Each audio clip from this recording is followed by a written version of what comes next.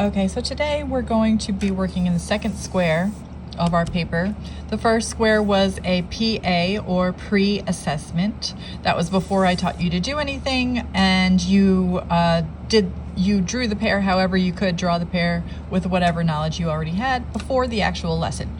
So now we're going to go to this second square. This is not a pre-assessment because you're getting the lesson right now. So we have a pear right in front of us that we're going to actually be looking at as we draw. We also have an eraser. This eraser is a little dirty. Now, when you use a dirty eraser on your paper, sometimes it will leave a smudge rather than erasing what you want to erase. And you see on the eraser, it leaves a little clean mark. So you might want to take your eraser and rub it on the table so that you get a good clean mark the whole way through, so that you're not leaving little smudges. You could also rub it on your pre-assessment part. You see all of this dirty here. All of this dirtiness is coming off of it, okay? So that I have a clean space to work with. I'm gonna erase it on there. All of that is coming off. I'm gonna do a bunch of it so that I have a nice clean area. Ooh, this is really dirty right here. So I wanna get that off. You can see it's leaving all this like blue or greenish on the paper, because it's mixing with the yellow that's on there and the blue that's on there. So that's pretty good. I'm probably not gonna get on the inside of that, so I'm probably good to go. Right here I wanna get, just so I don't get any of that, and hardly any of that came off on my paper, but now you see that's nice and clean. Okay, so I wanna get this off of my paper. You could also do the tap method that we've used with lots of other lessons. So today we are going to be using these. These are called Sketch and Wash, and they are the coolest things ever. They act like real pencils. You'll see the part that you draw with, the black part right here, it's wider than in a normal pencil. Here, let me show you. So in a normal pencil, it just takes up the very middle part of the pencil, and in this one it takes up a good amount more. Can you see that? Yes, you could see how the circle is so much bigger and the circle is so much smaller in the regular pencil. That means it lasts a lot longer before you have to actually sharpen it. When you do sharpen it, please use the wider hole of the metal sharpener, because that works better. So I'm gonna look at the pear. You are not allowed to move the pear. You're allowed to move your chair so that you get a better angle. If you don't like the certain angle that you have, you are not allowed to move the pear, however. Okay, it has to stay where it is. Nobody's allowed to touch it, because if people were touching it and moving it, it would mess everybody else up at the table. Once I place it on your table, it has tape on the bottom. You're not allowed to move it. Okay, so I'm gonna see what my pear looks like to me, and I'm gonna keep on referring to the pear as I draw on the paper. So I want it to take up a good amount of space on the paper, so I'm gonna start pretty close to the top where the top of the pear is. So I'm gonna start up here. I think it goes down like this, and I'm just being very sketchy with my hand motions. It's more of an angle on this side, so you have to notice these things when you're looking at them. It's called having an artist eye. And over here it gets very big and bulbous, and then over here it comes out a little bit like that and comes on down here. I'm leaving a little space on the bottom because I want a little space for the shadow. The shadow, I think, is right around here.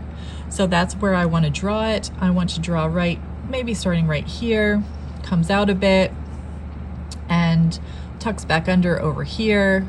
So that's the shadow. I also want to get where the stem comes up, and the stem is a little curved for me. It's got it's a little thicker on top than on the bottom.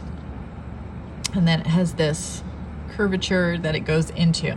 Okay, so now I have pretty much the outline of my pear. Hopefully you can see that, because I did draw very lightly. You want to draw very lightly in case you have to go back and erase something.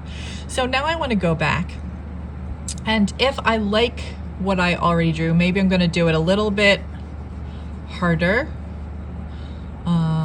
get those areas a little bit better. This is a little bit more curved, so I'm making it a little bit more curved, harder with my pencil. Maybe I want this to come down a little bit more like this and then bulge out. That's not exactly what I see, but you are the artist. You can change what you see if you don't particularly like it. That's one great thing about being an artist. Now I want to go back and fill in some of the spaces with shadows. So I'm going to be using my pencil very lightly. Up here, you can see that there are highlights, and actually the light is reflecting off of the top and causing a little white space. So I'm going to leave that for now. There might be a little bit of shadow over here, but then there's like a white space right next to it. I don't want to touch that. Over here is a little shadow, so I do want to show that. So you're looking for parts that are slightly a darker green. Right here is a good shadow. So I'm going light at first, but then a little darker. This darkness can come all the way out to here. I'm going very light because I can always go back in with more, with darker, but it's harder to lift that darkness, so I just want to start out light. There's a little bit of shadow right here. Over here, there's a whole bunch of shadow. Right here, this shadow comes out a whole lot.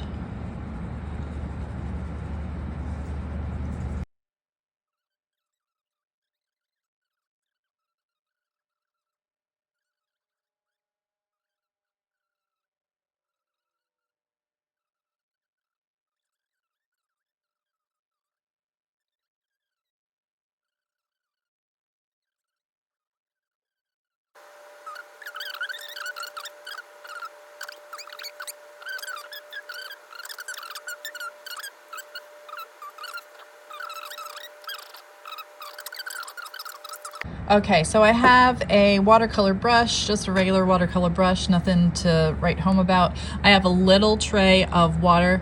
There's hardly any water in here. It's not halfway, it's just a tiny little bit of water. Now, I haven't done this in a while, so I'm gonna get my brush full of water and make sure that your water dish is clean because they're not all clean. I'm gonna wipe off the excess at the edge, and I'm gonna start in a place that's probably the darkest, like right here. And I'm gonna put a little bit of water. Now, when you do this, it's gonna activate and kind of look like watercolor, but just black and white. So I have some dirtiness on my brush. I wanna wash that off, and I wanna get a clean brush so that I can bring this gray out into the white so that there's not that harsh line. Okay, so now I'm getting into some parts that have more pigment. I'm gonna get a clean brush again so I can go from out here into here so it kind of blends. Know what I'm saying? Know what I'm saying? Okay, so I'm coming over here and it's all blendy. I'm gonna blend it all out in here. It's activating. I'm gonna wash my brush off so that I don't have this harsh line. You can have the harsh line. The harsh line is fine. But I don't know. Maybe I'll have the harsh line on the rest of it because the harsh line looks very artistic as well. So I'm gonna go around here where all of this gets activated. I'm gonna leave this as a harsh line so you could see how that looks, because you could totally do that. I'm gonna leave this as a harsh line. I'm gonna come up here. So this is activating the graphite in the pencil that is water soluble. Oh, I did wash my brush because I didn't want that harsh line. So you could do whatever you like, whatever you think looks good. Ooh, this is a lot of pigment up here, so I'm gonna be very careful with it because when you have a lot of pigment on your brush, you're dragging it to places. I'm gonna start over here where there's nothing and go into where it is pigmented and then blend with the other ones. Now remember, I wanted some white spots up there that were just plain old white. So Gonna blend all this. There's a little too much pigment right there, so I'm gonna wash my brush off. I'm going to squeeze it out as much as I can, and then I'm gonna try to pick that up. It kind of erases the paint. You can't erase with an eraser with paint. You have to kind of pick up the pigment while it's still wet. If it's not wet anymore, you have to re-wet it. And sometimes it works, and sometimes it doesn't. So I'm gonna go in here, I'm gonna do this very tiny spot as carefully as I can. Careful, careful, careful. It's not gonna look perfect, it's fine. I should have erased that line that I didn't want to use, but I didn't.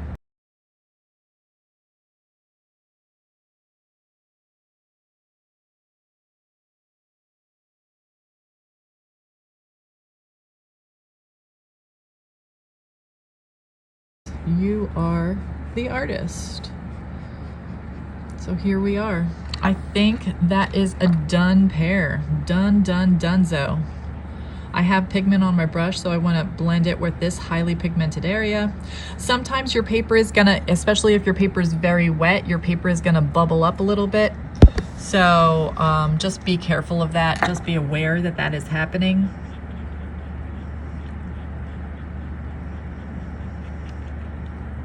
And if you want more pigment in certain areas, you have to wait for an area to dry before you're gonna add more onto there, and then you can re-wet it again if you'd like. I kind of like how this looks. I kind of like the weird shadows. I kind of like how things run into each other. This is a nice pear. I'm digging it. So I think I'm gonna call it a day for this one. This is day 2 of the pear. The first one was let me get out. The first one was the pre-assessment right here. This is your second day where we're using sketch and wash. Next time we are going to be using ink. So how do you do shadows when there's ink?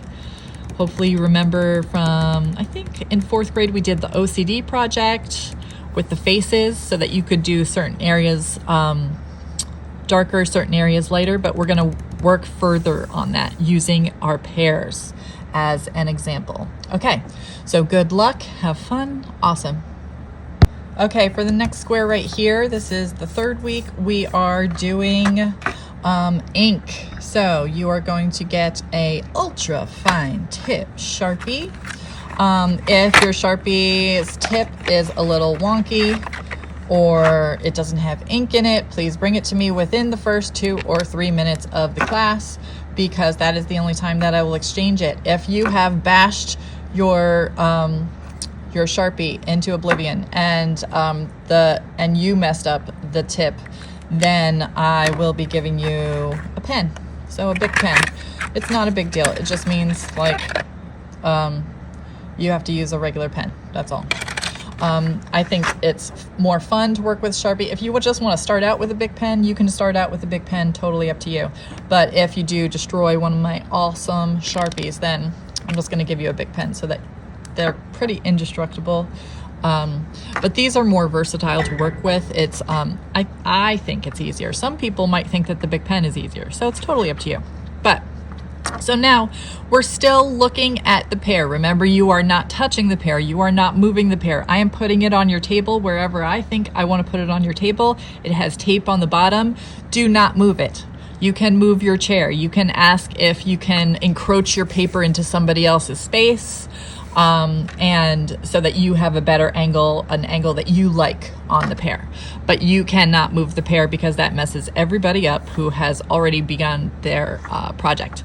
So as always, you want to take up the whole space. So you want this to be a big pear, not a tiny pear. So you see my first one was pretty big, my second one is pretty big. I want the third one to take up this whole space so that you have a lot of room to work with. You want it to be about or a little bit bigger than the actual size of the pear. That's why we choose a pear. And the pear has cool bumps. So it has cool bumps, it has cool shadows that you can draw. So first, like always, I'm going to do the outline. So since this is ink, it does not erase. So when I do the outline, I want to make sure that I leave a little space for the stem to go through. Okay, so I'm gonna go ahead and this, from my angle, looks like it almost comes straight down, just slightly angled like a really steep roller coaster. So it's coming down like this. This is also very sketchy, okay? It doesn't have to be like a solid line and be so perfect. Okay, so from here, it comes out. So I'm gonna come out right here and come around like so. Comes around pretty quickly like that. I'm gonna go to the other side because the other side is more of a gentle slope, but it does have a bit of space up here, and then it comes in a gentle slope coming down. Okay, and then it comes around. More of the pear is on this side than on that side, which is weird. I'm gonna put a little line going right here, and that'll be part of my, this will be part of my shadows and such. Comes out just a little bit before it comes back over. Okay, perfect, done. Now the stem is right here. I'm gonna put a little thing right there, comes out here, and it has a little bulbous end like a matchstick. Right like that. Super, done. Okay, so now how do we do shadow and highlights with ink that you can't erase, you can't. So I'm just gonna start in one area over here, and I'm just gonna start doing lines. I think the lines come around here, and all of my lines are going in the same direction. They're coming around here. I'm gonna come around here, lines, lines, lines, lines, lines. These lines are all gonna come down here. These lines are gonna come out here because there is a lot of shadow right there. I'm just doing a little bit of the lines right now because later I will go back and make them darker. Remember, you can always add more darkness with pen. You cannot take it away. So I'm coming over here. How far apart my lines is how dark it looks too. These are very close together, so it's much darker. I'm gonna do even more over here that are very, very, very close together. Might even make this less of a drastic thing and make it more of a curve with my shadows. So I'm gonna make more lines over here that are right on the very edge. They're closer together, so it's more of a shadow. It's darker. So I'm gonna do the same thing down here. I'm still using the same like angle of line all the way around because on the edge they do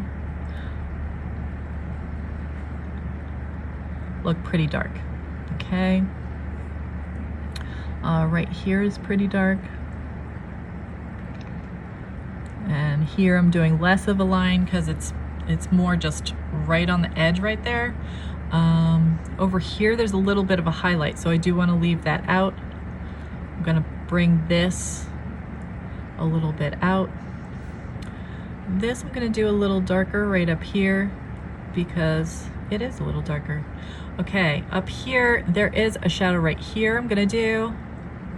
So how close your lines are together is how dark of a shadow you're going to be putting down.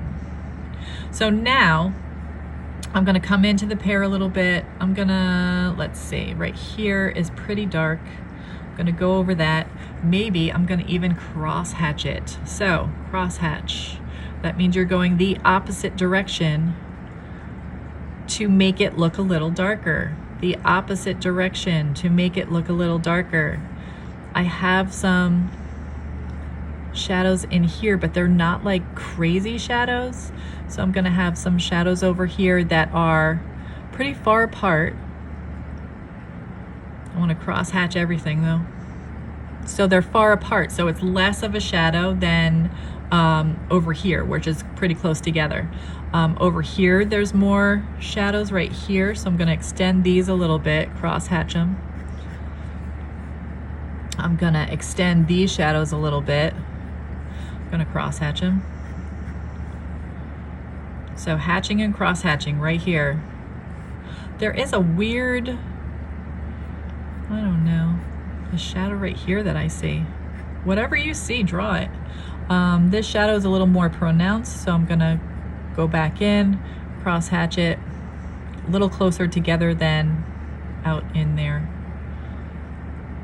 Right here I see something, gonna go in, cross hatch it.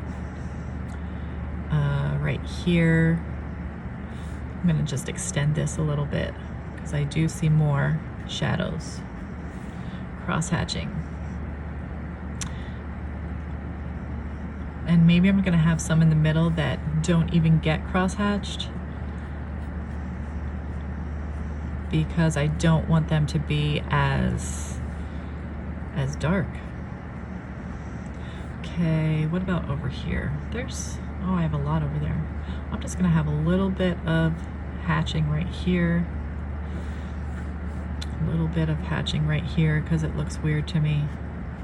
I'm gonna make this a little extended. Even though I don't see that on the pear, I'm just making it happen because I wanted to. This should be connected, I think. This should be connected, I think.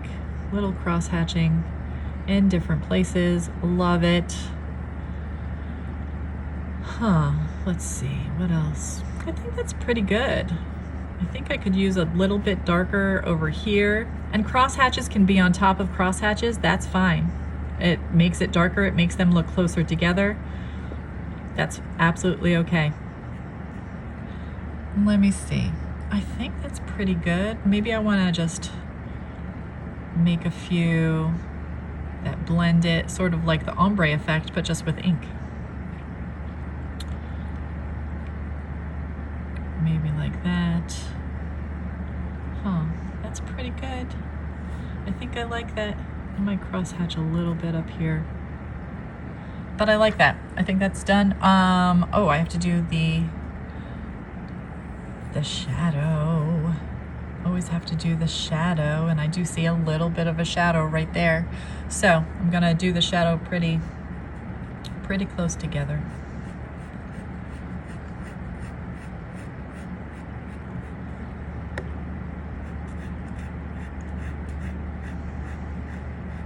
And my cross hatching goes out a little bit. That's part of the artistry. You're a real artist. It's not a machine. It's not done by AI. This AI stuff that's coming out. Some of the AI stuff can do art, and it's pretty amazing, but it doesn't want to do mistakes. So mistakes make it more of a person thing. A real life person did it.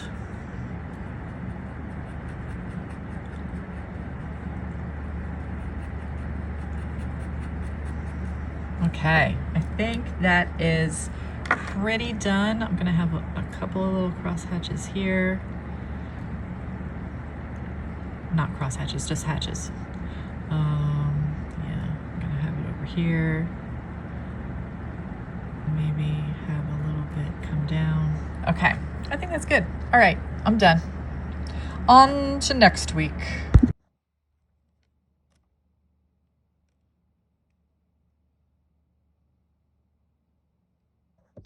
Okay, so the next drawing lesson is on this square right here, and it is going to be pointillism. We are using a Sharpie Ultra Fine Tip point once again, and just like all the other ones, you're first going to outline your pear, however you see the pear, because you should still have it. Just as a reminder, your pear should not move. It should be taped to the table. If you touch it, if you move it, then you're messing up other people. You can move your paper, but you cannot move the pear itself because it messes everybody up. So I am again going to start with, you want to fill up your whole section. You don't want a tiny little pear right here and then all of this is empty. That's a waste of space. So you're going to fill up your whole section. I am going to start by just the outline once again.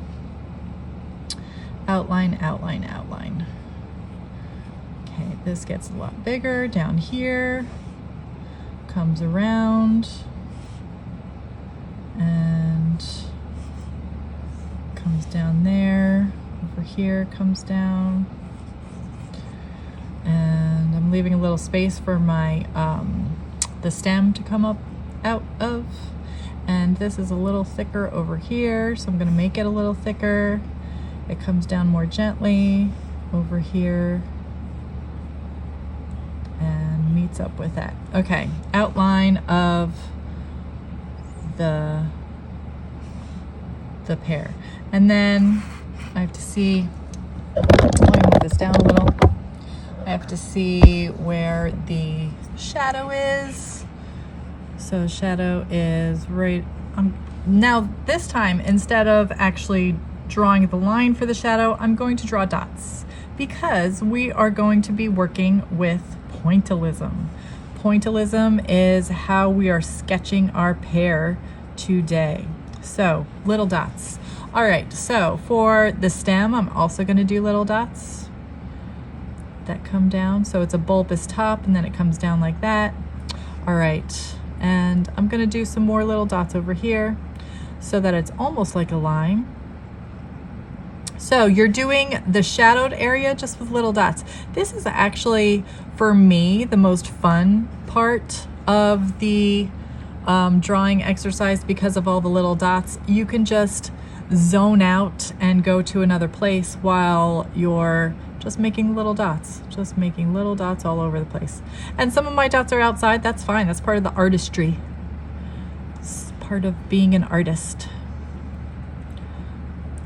I'm gonna go all along the line to have little dots. Even though that is a line that I made, I want to cover it up to make it look like it's not a line, like it's actually just the little dots.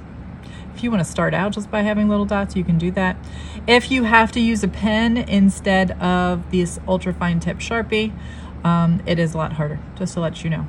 But if you bash down the Sharpie, it's going to break your Sharpie and you're not going to be able to use it, and you're going to have to use a pen. So be careful with the materials in the art room.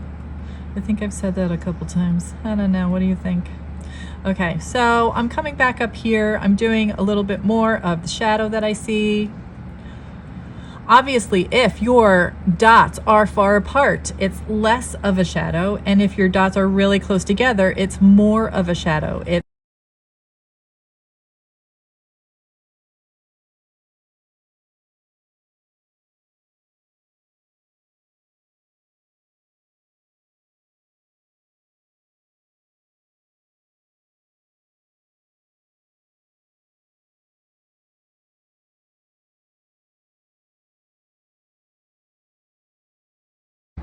Okay, so I think that's pretty done. I'm not sure. I could always go back and do more because I love it so much. I could go back and do more for a long time.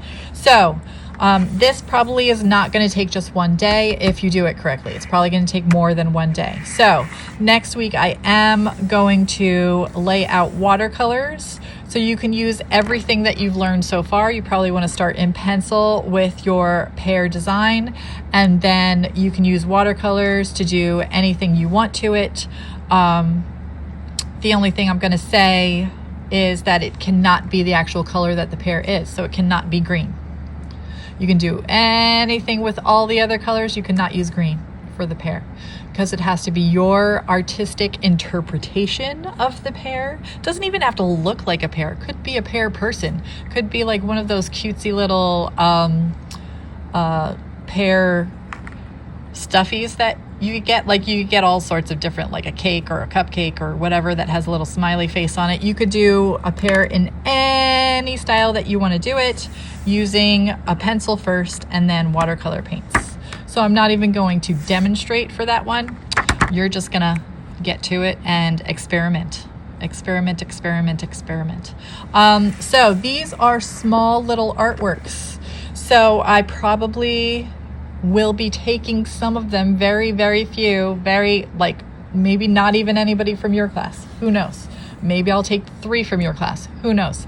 But these are great for the art show. The art show is definitely going to be much smaller than it was before. So is every class going to be represented? I hope, but maybe not. So we don't know how much space that we're really going to have for all of the 7 elementary schools to fit their stuff for their kids in there. So I'll do my best, but these are very small pieces of artwork, so I'm hoping that I can have a few of them in the art show.